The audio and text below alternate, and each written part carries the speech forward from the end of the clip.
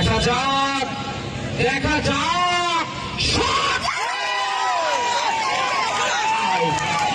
প্রস্তুত আবু সাইদ সাগর সাগর সাগর হুসেন 3 নম্বর শট নান্দিনা নান্দিনা রঞ্জন চমৎকার একটা সেভ যদি দেওয়া যায় গোল হয়ে গেল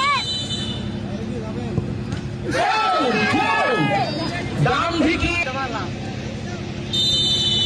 প্রস্তুত